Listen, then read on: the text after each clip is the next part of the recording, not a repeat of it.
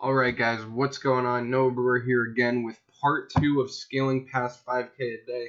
Now in the last video I was talking about in order to, maintain 5K a day and above, you really have to have a few things in place, and there's a lot of mistakes that I've made in the past that you definitely don't want to make, and there's a lot of things that you need to do to make sure that when you are doing, over 100K a month, you have the right things in place so that your relationships are okay with people who are helping you, or companies that make this possible, like PayPal, Stripe, with your bank account, the government, all those sort of things that you need on your side.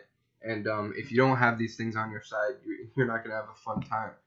So here's the first thing that I want to talk about is not every product that you have is gonna be able to go above 5K a day. And the main reason I say this is because I've scaled a lot of products where the cost per purchase versus the break-even point is just not like in line. Like there's not enough margin there to actually scale it to this level, or really even be worth scaling it to this level. So I mentioned a couple steps in this that can help with your margin, but let's just dive into this. So get your business set up legally, get all of your papers, and give everything that your bank, Stripe, and PayPal request from you in order to be seen as a legitimate business. So Stripe and PayPal, they're going to want your EIN number. They're going to want proof that you live where you say you live, proof that your proof of address, your proof of documentation for starting up your business. They might even want a business checking account or some sort of information like that. But this process, depending on where you are in the world, it could cost anywhere from, a few $100 all the way up to, a few $1,000, like I said, and it could take up to a month or 2 months, depending on where you're at. And this is why I say that you want to get it set up legally. Like as soon as you find a winning product, this is the best thing that you can do. That way, when you do scale to those levels, and Stripe and PayPal and your bank will get suspicious and say, you're pushing a lot of volume, we need you to start a business legally so that we can, write off all this on our taxes and stuff. And you need to be able to write off everything on your taxes as well. So there's a lot of times when somebody just doesn't have this stuff set up and their bank shuts them down or PayPal shuts them down. I haven't had many issues with Stripe, but they can definitely hold your money as well. But your bank and PayPal are the two major reasons why you want to have a business set up legally. I remember this one guy was doing around $6,000 or $7,000 a day, and his only payment method was PayPal. And PayPal requested his EIN number and his business documents, and he didn't have it yet because he didn't have his business set up. And you might be thinking like 6 to 7K a day without a business set up, like he must be stupid. But the reality is it scaled to that level very quickly, and he, within 2 months. So a month into it, he started it, and it takes a month for the whole process to go through. So there was actually a week where the ads were turned off, and I've talked about this in previous videos, and it completely screwed up his optimization, and his ads were no longer profitable once they did turn back on. So he basically lost a business that was making him around $2,000 a day simply because he didn't get his business set up legally in time. The next thing is more about, just having your back-end systems. Have at least a 3-part abandoned checkout sequence behind your website. So you can use Klaviyo, you can use whatever you want, but I recommend Klaviyo because it's easy to use and there's a lot of flexibility with it. And this is basically just going to allow you to make more money off of the add to carts that you're already getting. And abandoned checkout sequences still work. A lot of people say that they don't work anymore. They still do.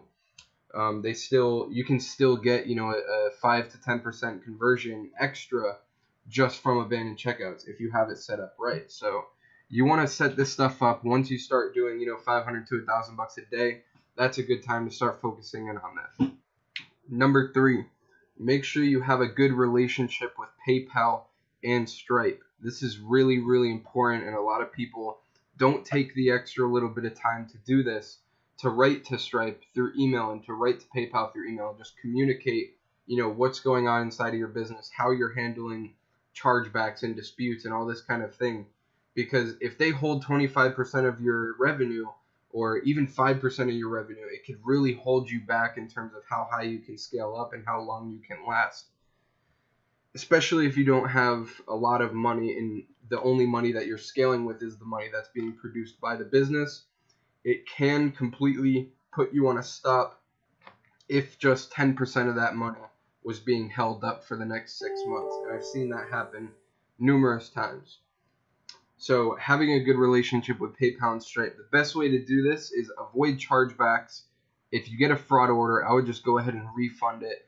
And also disputes, like when people dispute a payment to get a refund, I would avoid those at all costs. If in your customer service somebody is showing signs that they're going to dispute their payment, just send them the refund. Don't wait for them to dispute, because PayPal and Stripe can take that as a warning sign that you are risky to do business with, and they might hold your money.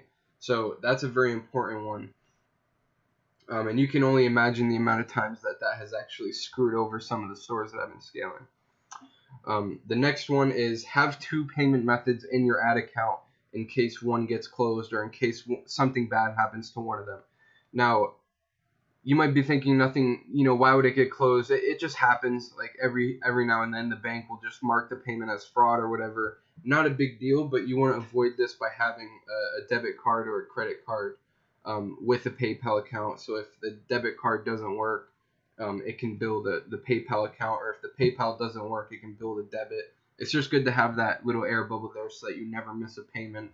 And also, calling your bank and telling them that you pay a lot of money to Facebook and AliExpress or whoever your supplier is can also help with that, so that they can put a note on your bank account and say payments to Facebook and AliExpress are usually not fraud, so that when they go and review it, they can just go ahead and take off the hold right away. And this just goes into making sure that your bank knows about your business.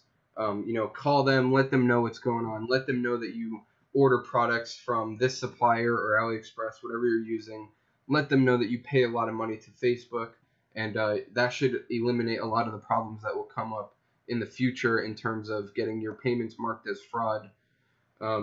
Also, number 6, having good customer service.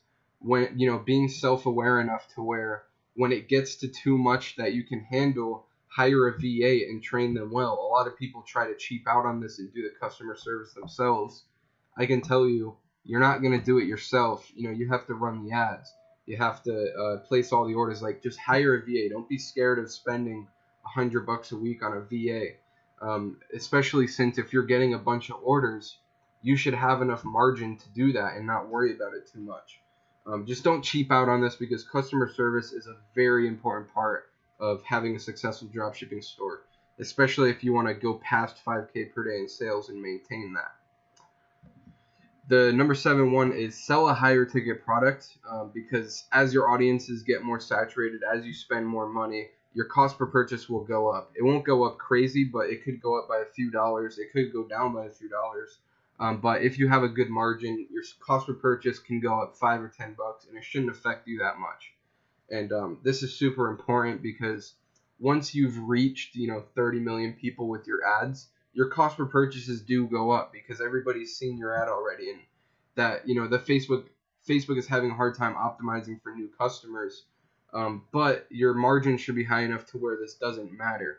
And this is important in terms of how long you can last, like the longevity of your ads, and also the amount of money that you make.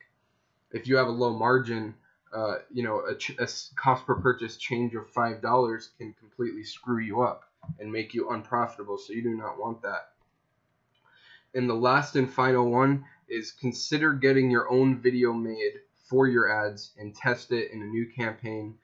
This just goes back to up here when I was talking about adding a new campaign 1 or 2 times a week.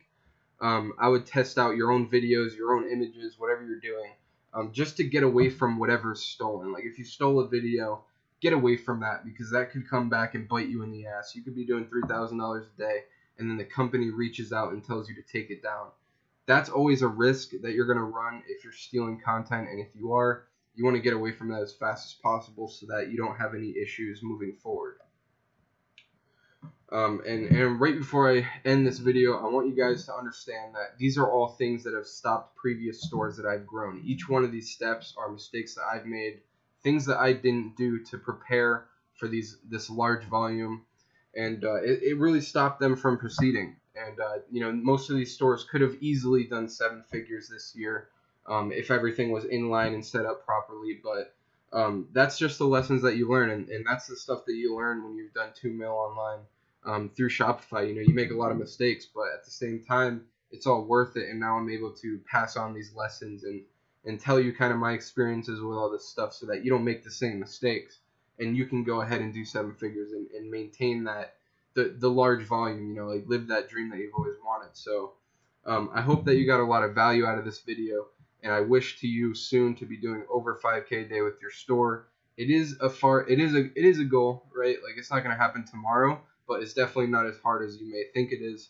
But if you got a lot of value out of this video, make sure that you subscribe, drop a comment, and leave a like. It really helps out my channel. But as for this video, this is Noah Brewer, and I'm out. Peace.